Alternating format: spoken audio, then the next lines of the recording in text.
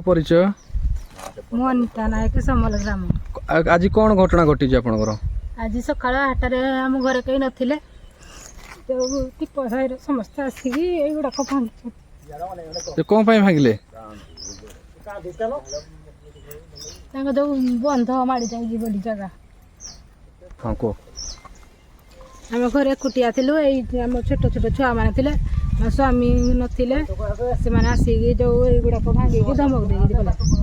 साइर समस्ते कुश नायक टीप गाँव लोक आसिक भांगिले कौन भांगिले এই जो ड्रेन जीव बोली এই जो कोंती बाड़ोटा पई भांगी छंती ड्रेन जीव बोली जे आ रोसई बसिथिबा बेले जो घर आदबेस्ट भांगी छंती चौ बैरागी नायक घर समल। आज घटना कौन घटी से तो आसिक बाउंड्री टीप साइर शरत नायक केसी नायक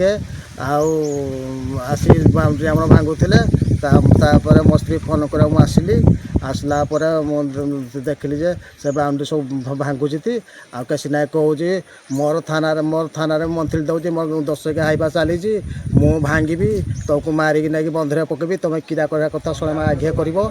कहला आम डरिकी सारे आड़ घर भर पड़ू आम किसी जवाब देनु कहते मुझे थाना मंथली दौची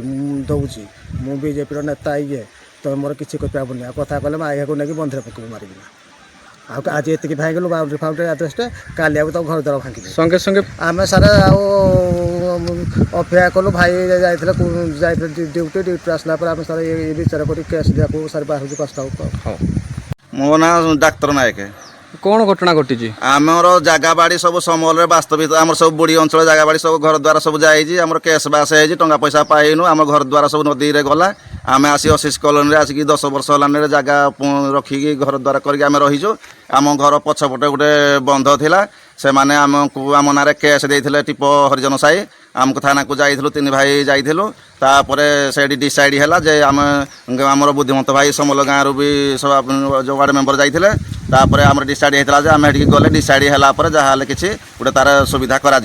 किंतु तापरे से माने थाना को बारंबार जाए आमको किसी न कही थाना वाला कहला तुम भांगी दियो आम कहलु आम कि बनईच भांगी सब लोग से जगह उपरको जाओ देखा कार कौन भूल है अनुसार लोक आसिले आम भांगा कथा भांगा कथा भांगे तापर से माने जबरदस्ती आसिकी भांगी भंगा दे आम स्त्री आम जो गोटे बहु था बहु को पाटितुंड कर तड़ी नहीं रोसे सब आदिवास भांगी भंगा देते आ छुआ मानक भी आम तड़ी गाली गुलज कर आसला से पलि कहले आसला लाट्रिन भांगू